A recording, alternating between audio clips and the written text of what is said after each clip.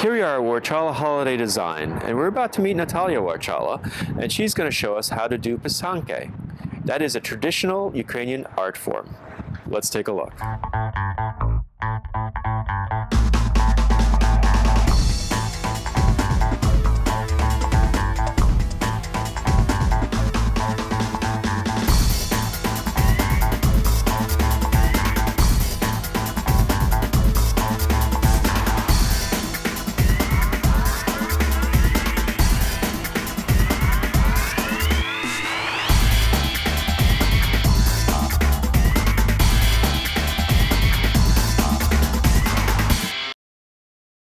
We are now inside Warchala's Holiday Design, and we are here with the proprietor, Natalia Warchala, and she is going to explain to us the intricate art of Ukrainian egg design known as pysanke.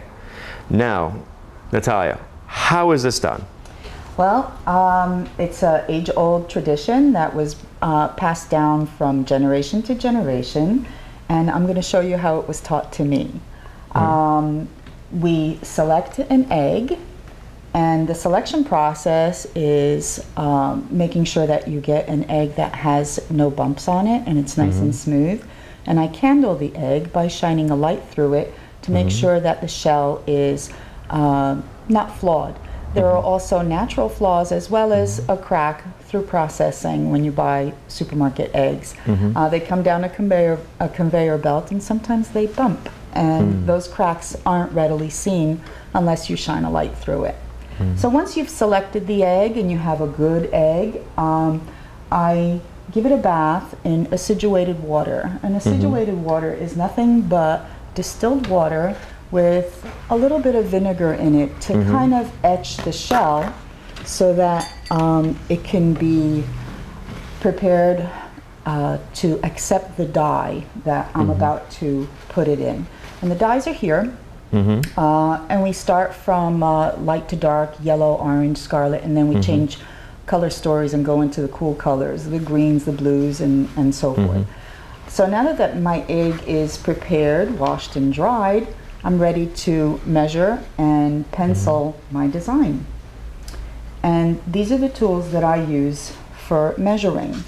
I have something very simple, and it's graph paper, and I like using graph paper because it's already segmented. I don't have to actually do any kind of math, it's just simple division lines there. This is the old school of measuring and making straight lines. We used rubber bands back in the day. I no longer use them, but sometimes I do have to use them in case I don't bring my lathe along, because I do travel a lot. Using a measuring tape is also very good, gives you more accurate divisions. And I've also used an elastic band that gives me a consistent width. Oh wow, that's something you'd find in like a craft store. That's correct. Craft store or sewing notions, and you just adjust it. And I like using this because I do my diagonal lines like this, and I'm not really measuring, but I kind of eyeball it, and then I'll take a pencil and trace exactly where I need my lines to be. It looks like it holds the contour of the egg that much better. It does, because something like this stands away from the egg on the edges, and it actually makes my pencil line squiggle a little bit, whereas this actually hugs the egg, the tauter that I pull on it. Now it's completely secure around the egg, and I can take my pencil and make my lines more accurately once I've adjusted it to be absolutely centered. But I just use those for, and this is also a great tool. I want to talk about this a little bit. The Ukrainian gift store created these precision templates so that you can get the correct degrees around the division lines around your egg. Wow. And it's just simply a matter of choosing your template and placing it on the egg, and you can get, let me just pick one out from you that will fit. And therefore I can do 90-degree divisions or 60, 45, whichever. and have precise measurements going around the egg when I do my lines to make sure that I haven't made one section narrower than another section, because that will come into play when I do the more intricate work. But this is my favorite tool to use in creating division lines. This is called a lathe, an egg lathe, and it's adjustable. And once I tighten the wing nuts and put the egg in, I'll be able to show you how I make a straight line.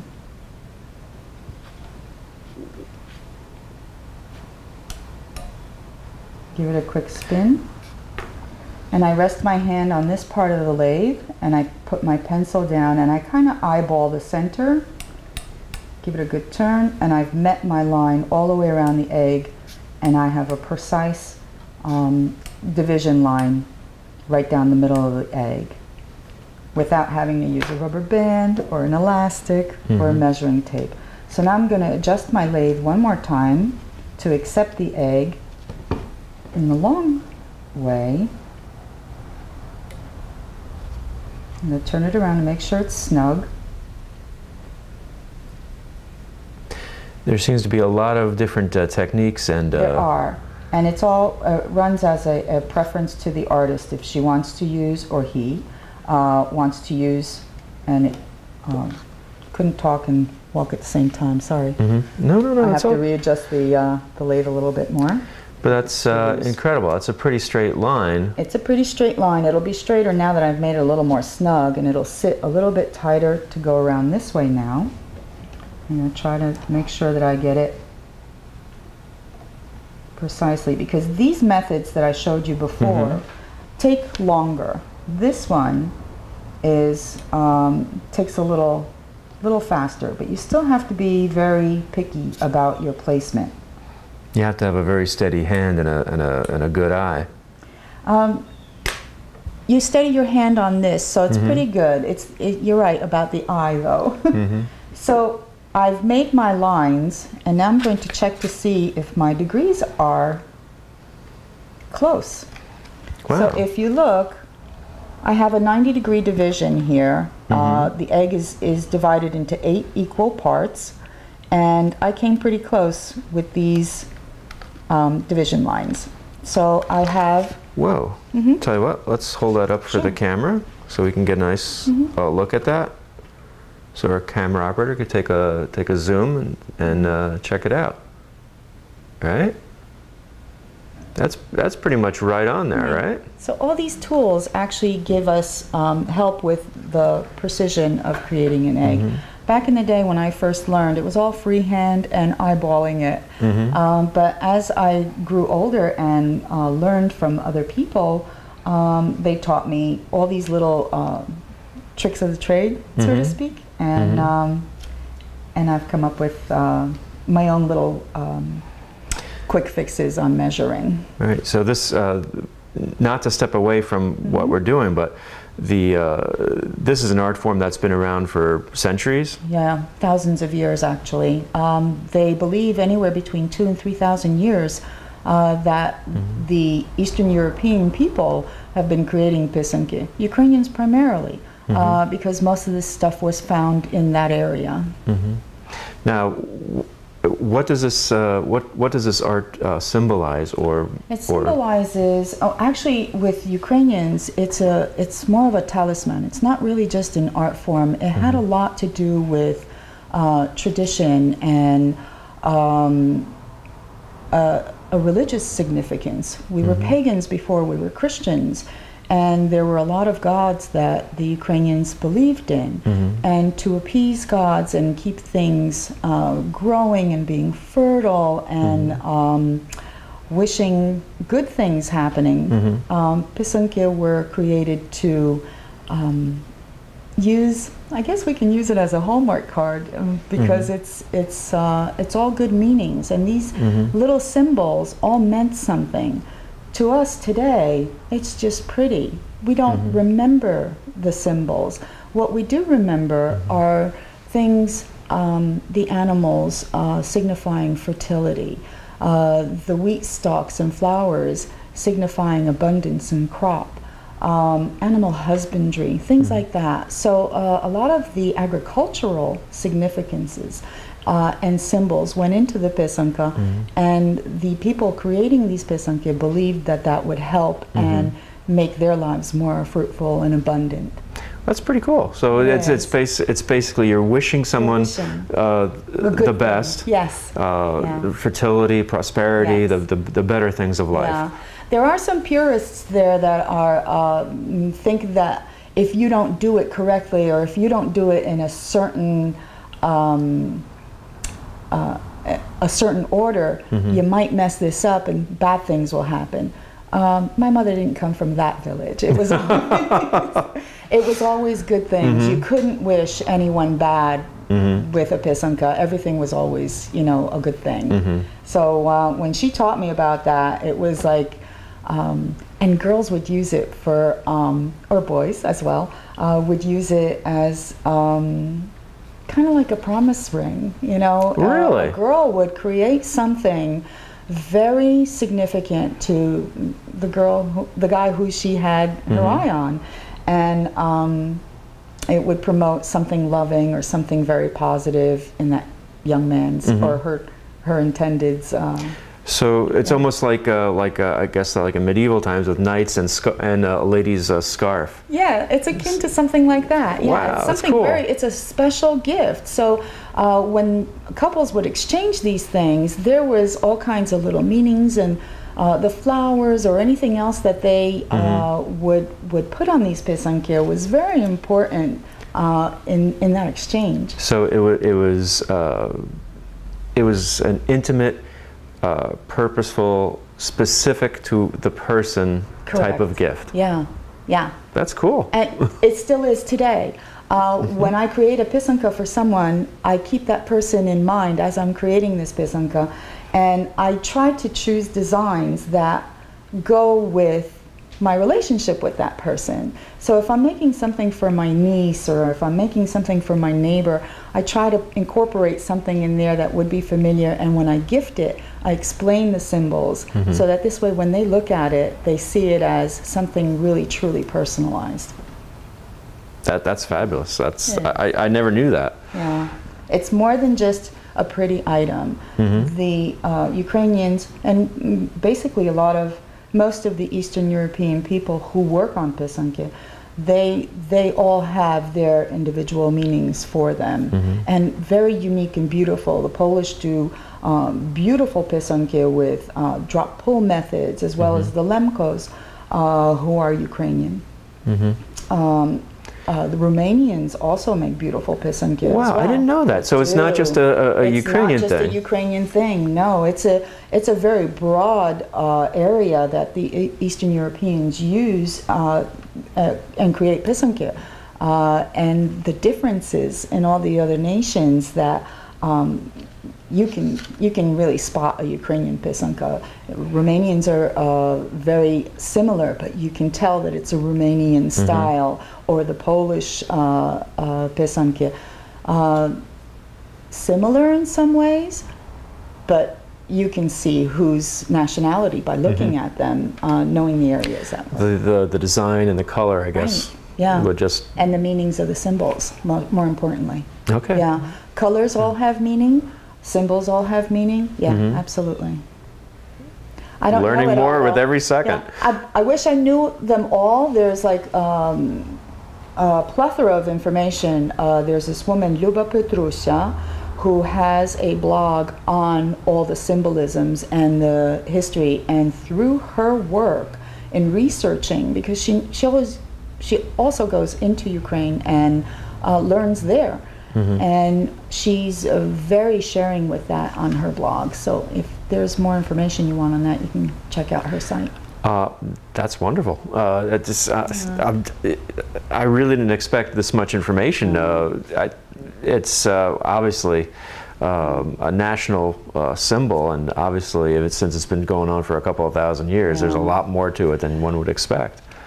We being people who are oppressed by aggressive people, this was also used as a silent protest, as well as our embroidery. We weren't allowed to be Christian. We were told that we can't worship. So our embroidery is made by cross stitch, and every little cross signifies our Christianity. And this is how we secretly embroidered and passed the messages along that we didn't give up on our Christianity, even though we outwardly don't show it. But inwardly at home, secretly, we continue to pursue our beliefs. Same thing with the pysanke. When we switched over from pagan symbols to Christian symbols, it was a silent protest against oppressors. And when we gifted these eggs, we were conveying something very important, that no, we're not giving up our Christianity. Everyone else believed it was just a craft or an art. But no, there was symbolism there that went very deep. Yeah. So it's a symbol of resolve and commitment and right. We used it in many ways. Yeah. Yeah. My mother told me that it was very difficult to outwardly worship at that time, and they used things like this to speak to each other in the village. People walking out with an embroidered blouse saw that, okay, I know which village you're from, and I know what you're doing, and you know, we support each other. Power to you. Yes, exactly. So I keep the faith, stay strong. Same thing with the pysanke at that time. That's amazing. Isn't it something? Basically hiding in plain sight and delivering a message of fellowship, of hope, and of faith. Yeah. That's amazing. Yeah. I didn't expect that. We're resilient. Yes. That. I have noticed that throughout the years, very much so. Many of my friends are Ukrainian. My wife is Ukrainian, so I see that trait on a daily basis. So yes. I'm sorry. No. Because we could be a little pushy. But yeah. Nothing wrong with that. There you go. It's not just an art form. It's not just a little folk art. You know, there's a lot more running deeper in something as simple as a pysanke. Wow. Something so small, so fragile, but so big and so resilient. And wow, that is an amazing thing to learn right there. I didn't expect that. Wow. So at this point, what do we do? At this point, now that I've made my guidelines, I'm going to go ahead and make a quick design. And I pretty much eyeball it at this point. This is not going to be a precision egg so much so as just a fun egg to put together. So I'm just going to continue making some guidelines using my graph paper just to...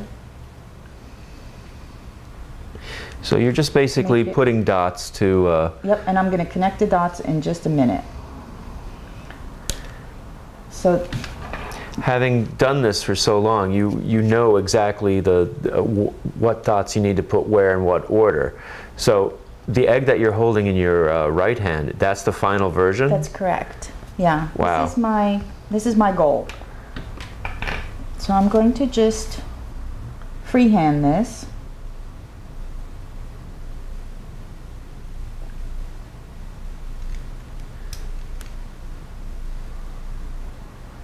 So obviously this is something that takes many, many, many steps to accomplish. Yes. And we've already gone through a couple of steps by washing the egg correctly. And washing our hands is very important, because anything that we have on our hands will transfer onto the shell of the egg and prevent the dyes from working. So now that I've made the pencil marks, I'm going to heat up my kistka. Now, out of curiosity, do the oils from, in the skin actually transfer and have an impact? They do. Wow. The oils on our hands, as we're holding the egg, transfer onto the shell. And the shell is porous, so it actually absorbs all this stuff. So it's very important to have very clean hands, a clean egg, we had just washed it in vinegar water, and we tried, but as we're working on it, sometimes our hands will get sweaty and it still will transfer. But just being careful, holding it lightly, you should be okay until you get the rest done. So these are the tools that I use. These are my kistke. This was my mother's. It's a very crude tool, and how she used this particular kistke was she would actually just dip it in melted wax and do like a drop pull method on her eggs. So I'm going to demonstrate it on the back side of my pysanka here, and it was just a drop pull kind of thing. Very, very inconsistent, very crude. It doesn't always work. It just makes a mess. But I thought it was very interesting to use that particular one, and how difficult using a crude tool like that was to use. I graduated to something like this. My mother, this was my first tool when my mother was showing me. We purchased this kind of tool, and as I grew older, she would buy me more precise tools with a bigger hopper, and so these are one of my favorites. And we heat the kistke in the flame, and the flame has 3 parts to it. This part of the flame is the hottest. This is the middle part of the flame, and this is the flame, the part of the flame that has the most carbon. So when I heat my kistke, so you're basically putting it right closest to the wick. That's correct. Okay. So I'm heating this part of the kistke, the hopper, or the cup part of the kistke, in this part of the flame. Not here, because the carbon is going to plug up this part of the kistke. If it gets into the funnel part, this is a very fine little pinpoint here where the molten wax comes out onto the egg. And I don't want to plug that up with the carbon from the dirty part of the flame. I want to use the cleanest part of the flame, which is the lowest onto the candle. That makes sense, because it's just emitting a soot. It does. And it'll plug it up, and would it contaminate the wax that you're using? I do want to contaminate the wax, because as you see, the wax is a natural color. We now have wax that is dyed and used. I guess they use carbon. I'm not sure how they make it dark. But I buy this one now because this one I use in my electric kistke. I don't need a candle flame for it. So when I use a traditional cake of wax, I will heat the funnel part of my kistke in the flame, in the lower part of the flame. If you notice, the point of the kistke is not in the flame. It's just the cup that's being heated. And once I get it nice and hot, I bring it over to my cake of wax, and I go up the wall of the cake of wax as it melts into the cup. If you have to gouge, that means that your kistke is not warm enough. The wax should actually melt into the cup. And then I test my kistke to see if it's writing, and it is. I heat it some more. Now, is there a particular type of wax that you use? It has to be pure beeswax. Pure Beeswax, because beeswax molecularly melts and goes into the pores of the shell, whereas paraffin wax does not melt to that extent and stays above the shell of the egg. So when I put it in the dye bath, all the dye will go under the paraffin wax. Whereas when I use beeswax, that penetrates the shell. It's a finer grade. It is. And it penetrates the shell, and the dye will not go under where I'm writing with the wax. Okay? So I'll just give this a nice quick little heat up again. And I'll begin my lines. Now the pencil lines are just a guide. They're a little bit crooked, but I'm going to try to go straighter with my wax lines.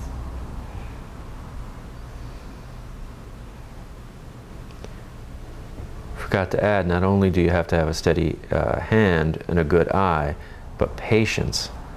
Patience is key. Sometimes we hurry through these things and then the pysanka isn't so successful.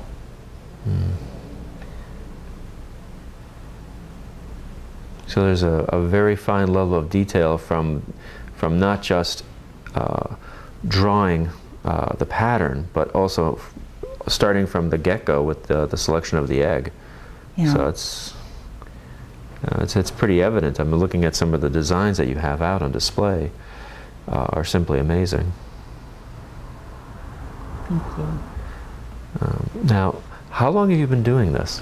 My first pysanka, I was 8 years old when I came home from Sum, and my sestričke, which are our counselors, taught us how to make pysanky, and they were that drop pull method, very similar, very common with the Lemko region of Ukraine, and that was my first one, and I ran home to show my mother. And when I showed it to her, she acted as if it was a piece of jewelry. Oh, that's so cool. And she took me to the local Ukrainian shop and bought me my first kit. We've been writing together. I'm still writing. And I love it. It's just a beautiful art form with meaning. That's wonderful to be able to carry that on to the next generation. And I have my daughter and I, every once in a while we'll get together and we'll create some together. Lately because she wants to gift these to her friends.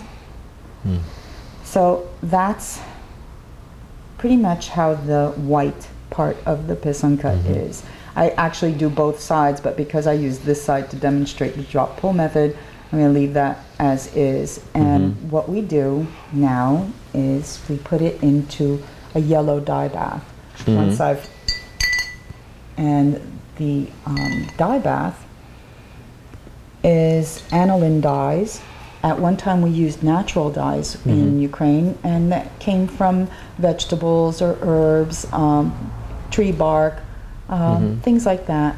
Later on they used crepe paper because crepe paper came in different colors, and they would boil it and oh, they'd leach the color from it. The color from it, and they would add something like vinegar to it to help the egg absorb it and keep that dye.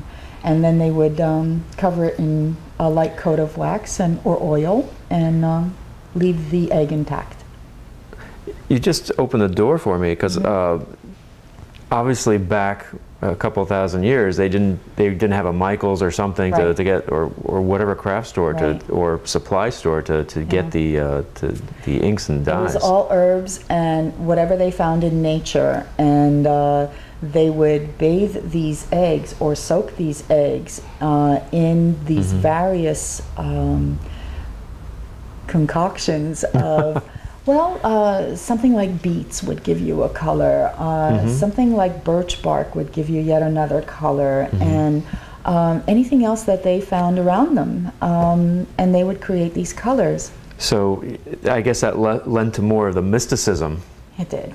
Of what it, of what it is. So much harder than it is today. They didn't have lathes to help them. They didn't have aniline dyes that dye in just 2 or 3 minutes. These eggs that they did would have to sit in a dye bath for many hours or overnight, as opposed to opposed to just a couple of minutes. If you look, it's already being.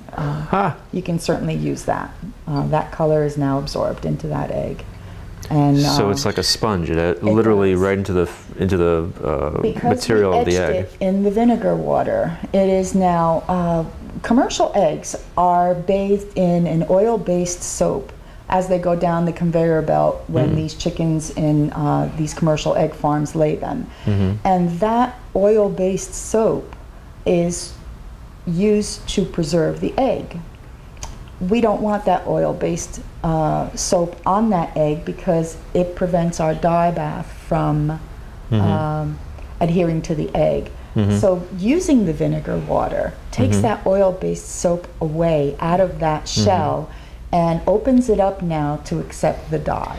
So in not to sound sexist, but in man language, you're basically priming it. Well, yeah. We're getting ready to paint it. Right. Ah, okay. Right. So it's, okay, we prime the eggs. That just, in one word, you just covered everything. Okay. No, but no, it's, I don't know. It's just. Makes sense. It makes sense. I mean, I don't have an artistic background. It's I'm looking at this going, wow, that's an incredible talent. Well, it actually, once it's explained, it's just so much easier. So they call it pysanke because the root word of that word is pisate. And pisate translates to writing, because as you saw, I'm actually writing on the egg. Yep. I'm not painting the colors on. What I've written in that white shell stays white, and now that it's yellow, I'm going to go on to the yellow stage of the egg. I'm just going to heat the kista just a little bit more and continue my design. And I think it was actually a squiggle, sorry. So I'm going to set this down and pick up this one because I've already done that on this side. So basically this is the evolution from this to that. Correct. Okay. So I'm going to show you what I did all the way around. First I did that tic-tac-toe. And now I'm adding the stem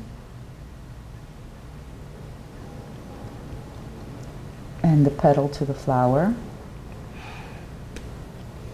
And what I'm writing on now will remain yellow, because I've just protected this yellow coat with this wax.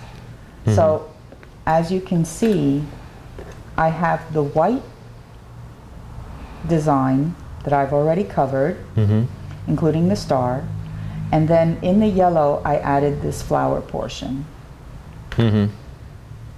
So I'd like to add a leaf now.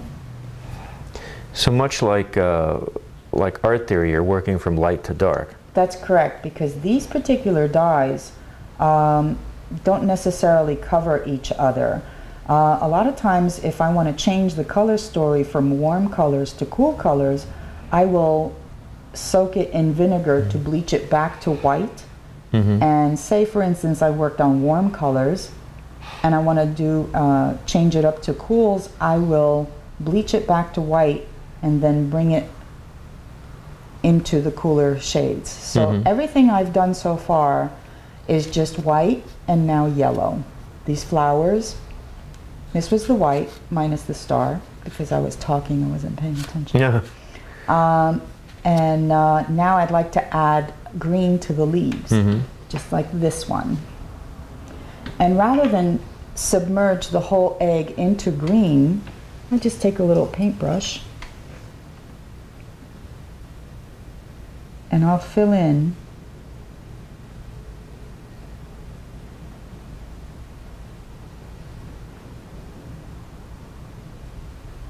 and I pull it into that leaf. And if I go out of those bounds, it's okay. And while it sits there and pools into the leaves, I'll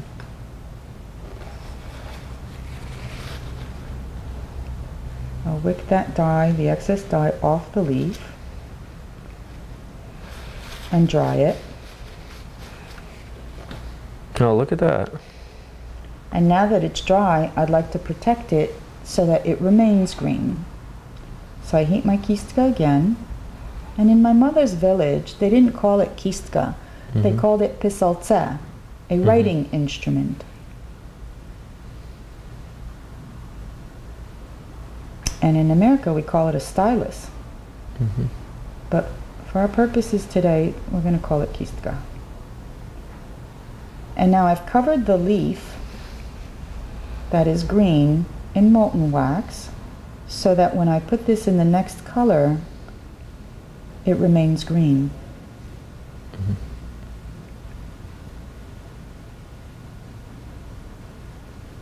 So you're basically locking in the color to prevent any further That's right. manipulation of that work surface. That's right.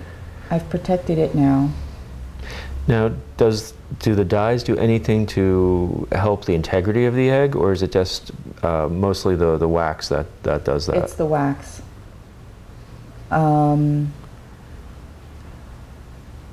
The dyes don't affect the egg in not that I know of anyway. Now, here's a question. The contents of the egg, what happens with that? Right now, for our purposes, when I put this in the dye bath, what I do is I place it in the on the spoon, and I slowly lower it into the dye, and it totally submerges when the egg is full with the contents. When I hollow out the egg, what it wants to do is it floats. Right. So to get it to submerge, I have to put a weight on there. And when I put a weight on this, whatever is resting on it prevents the dye from completely covering the egg. And I'll have like a lighter spot there. Gotcha. So I prefer to work on a full egg because it submerges, and every once in a while I'll go in there and I'll give it a gentle stir. And with that gentle stir, it ensures that the egg will be completely covered in that orange. With the full egg, it's like trying to get a balloon underwater. Oh, you mean the empty egg? The empty egg, I beg your pardon. Okay. Getting a balloon underwater is a little bit tricky, and it's just easier for me when I use a full egg. To use your analogy with the balloon, I would imagine it would distort or even be more of a threat of popping. Certainly is, yes. Okay. The pressure inside is completely different from the outside, and yeah, there are more chances of having it just pop. But there are ways we use plugs to, of course I would use a much smaller plug, but this one, just to demonstrate, I do use a plug to submerge it, and this way I don't use a wax plug. Back in the day I used to plug this up with molten wax, but you can't get that clean little circle. It's going to go across the edges. It is, and I don't like the way that looks. So I've purchased these from Pysanke USA, and I think he invented these, and it's kind of yet another neat tool in making a very nice pysanke. The evolution of the art. You know, it's working for me. So now I would put this in there just a little bit longer, but for our demonstrating purposes, I'm going to pull this out. I'll dry it a little bit.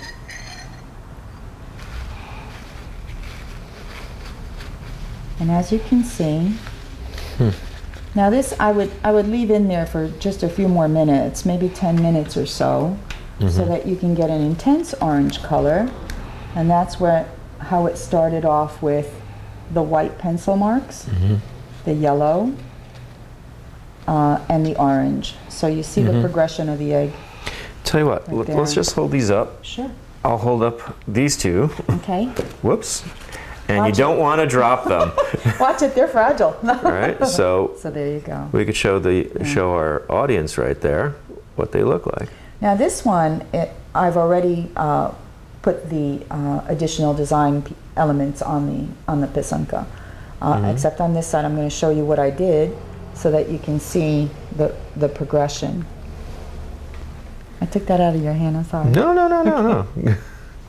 I'm just, really focused on what you're doing right here. All right, so you saw where I covered the leaves that are green, right? So now I'm going to add to this design by putting the triangle inside the triangle I created in white.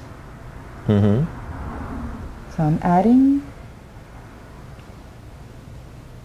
the smaller triangle.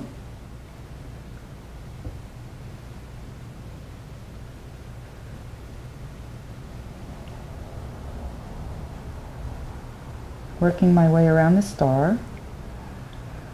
And I also used a fishnet.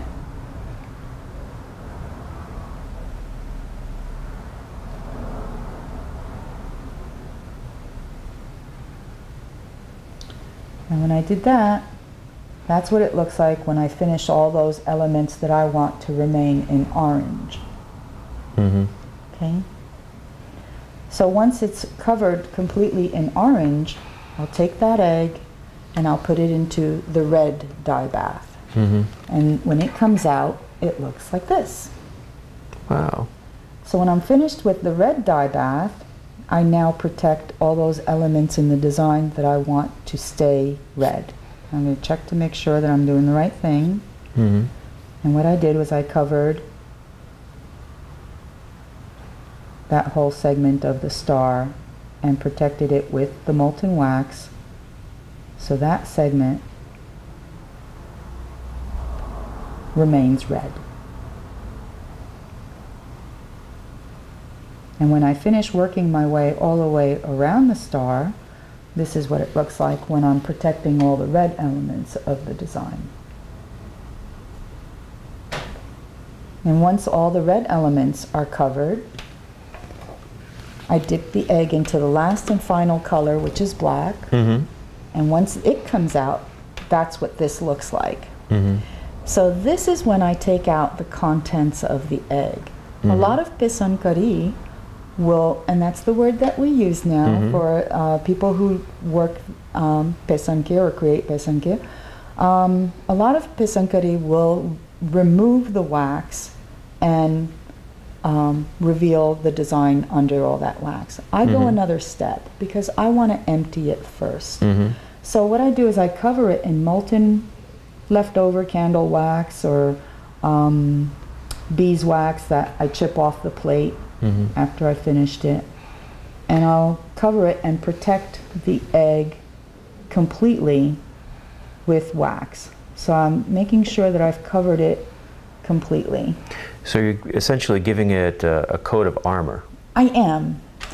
Because when I go to take the contents of the egg out, because these are water-based dyes, the contents of the egg can splash or go onto my pysanky and ruin my design. So I don't want that to happen because I spent so much time creating it.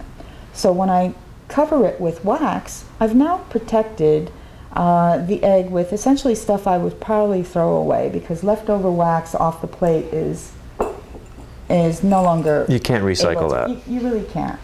So I get a little drill and I drill a little hole into the egg.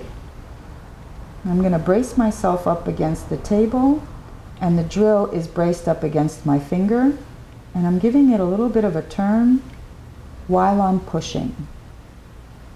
And once I feel the bite, I'll go ahead and continue to drill until it breaks through. I have to admit, I'm sitting here and gritting my teeth because I'm like, oh.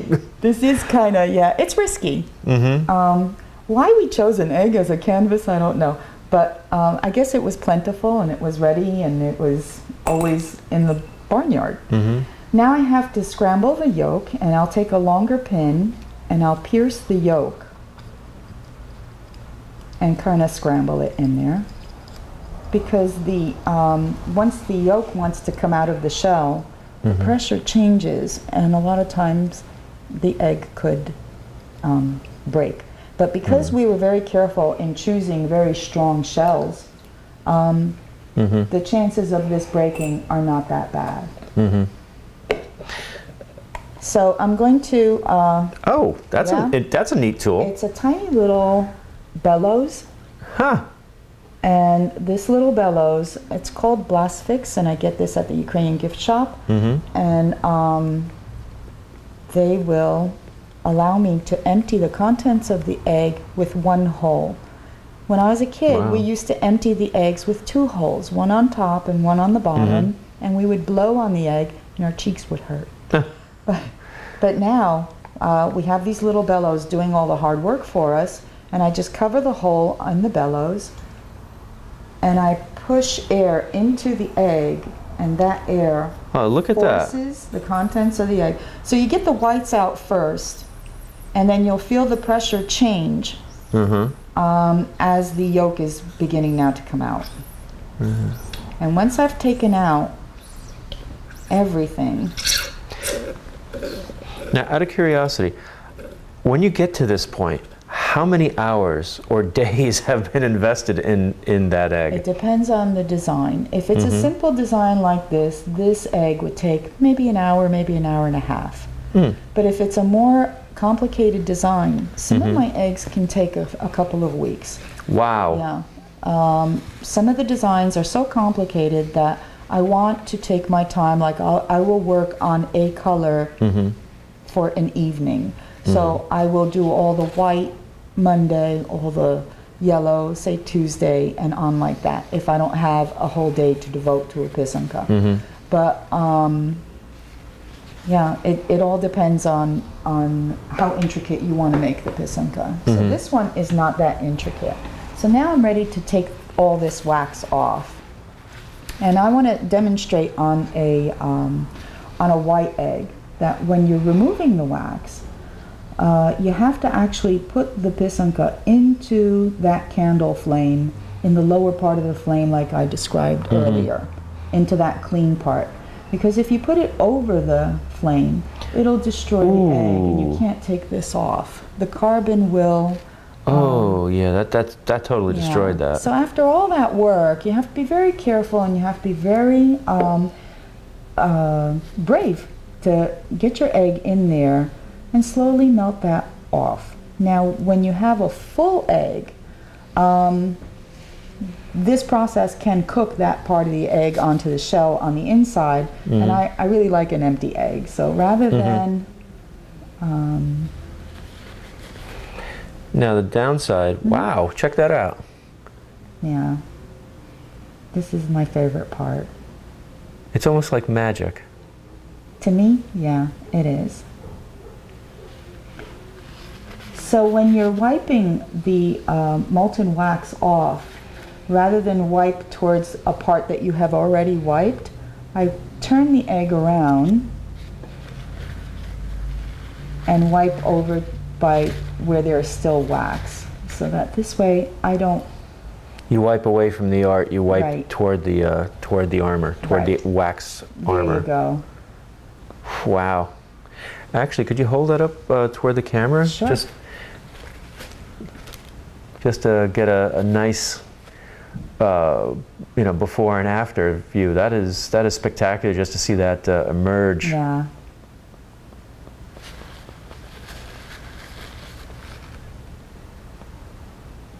Now, do you offer lessons in this art? I do, and it's like it's become a very popular class here of people just getting together and creating pysanky. We often have a birthday party or date night, or just a group of kids wanting to get together and do a workshop. I offer lessons from beginning to end. A student will come home with a finished, ready-to-display pysanka that has been varnished and emptied. And I also offer workshops during the weeknight where people who already know how to create pysanky just come in for tips and tricks and any kind of information that they can glean from what we have. Not only will they come away with a wonderful work of art, but they'll have some of the knowledge of the culture and tradition and the sense of how they did it. Yeah, what little I know, I'll share. Well, you're amazing me with all the information about the history as well as the art technique. I know the history of where my mother grew up, because that's what I heard, and I know from what I learned with the Ukrainian Association with SUM. And what I learned from in church and Ukrainian school. But there is so much information now on the internet that is so easily available that gives you all these different areas of Ukraine and their different styles and their meanings, as opposed to what I grew up with in, from my mother's village.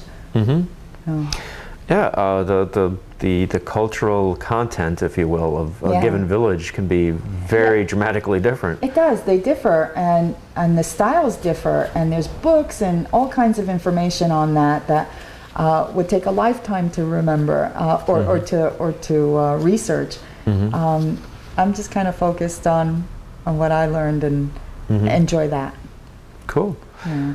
But I mean, I really like to say thank you for you know, allowing us to come in to watch you actually, you know, bring.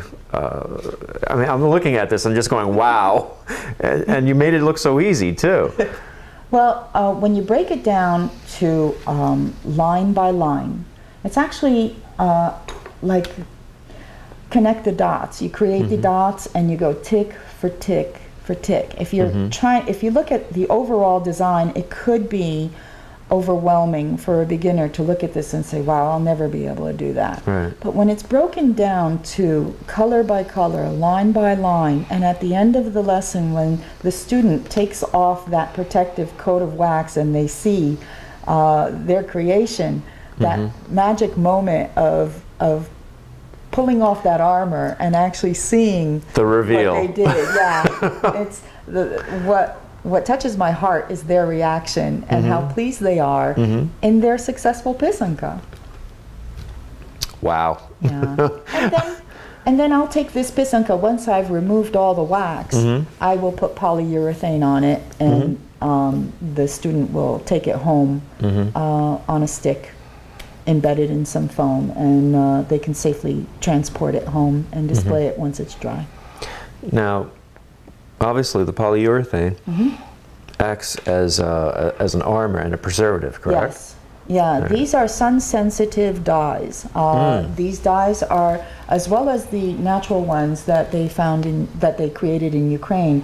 If they're exposed to the sun, they will bleach out and fade over time. So to protect your pysanka, coat it in a polyurethane.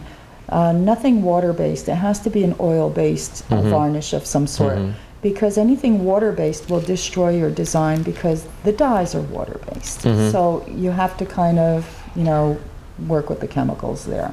Now, this particular egg, that's already coated, right? This is coated with polyurethane, and it's pretty durable. Yeah. You just made me go, oh. I won't do that with this one. Oh, no. Because it's not protected yet. Because I'm looking at this, and it's got such a nice sheen to it. Yeah. It's like if you want to take a nice, good look at that. And there are those pysankari that use, I used a high gloss. There are those that have a more matte finish. And that's okay too, because those are pretty. I'm just going to slowly rotate this because the design is wonderful. And it's very vibrant, very lively. And it just like sticks out so nicely. Wow. Okay, that is amazing. I'm treating it so gently. Well, now this one's good to go. So I think if it fell on the floor, it would break. But we've had a couple that bounced and survived. So wow, it does happen. Now, just out of interest, some people choose not to empty the egg afterward. Yes. Is that a bad thing or a good thing? Well, yes and no. We don't empty the egg traditionally because it's a talisman, and when it's intact, the full blessing is in fact. Thank you. Yes, okay. It's true. So, but once you break that, then it no longer has that meaning. Gotcha. I suppose, for that person. But we've had eggs explode years later, and that's going to be heartbreaking. No, it's just bad. It's a rotten egg. That too. Yeah. Yeah. And it can destroy all the eggs that you have displayed with it. Many times we display our pysanky in a bowl, and if one egg spills its contents in that bowl, it can destroy the others. So to keep our work safe, I choose to empty all my pysanky because number one, if that pysanka breaks years later, just move out of the house because the smell is really bad. Yeah. So we, and then to prevent any further damage to your other pysanky, I think it's a good idea to empty the egg. And for me, and in my heart, every meaning that I've put into this pysanka is intact, whether the contents are in there or not. And I believe that that's how our ancestors were. The meaning is is in the creation of the pysanka, not so much the contents. Forgot one magic element that we did not mention. Okay. Love. Yeah, that's big. That's big. But that's evident. Yeah. But it does deserve to be mentioned, because a lot of love and a lot of emotion went into making something like that. Yeah. All right, fabulous. Here we are with Natalia Warshala of Warshala Holiday Designs, and we have just made a pysanka. A pysanka, yep. I actually said it right. All right, fabulous.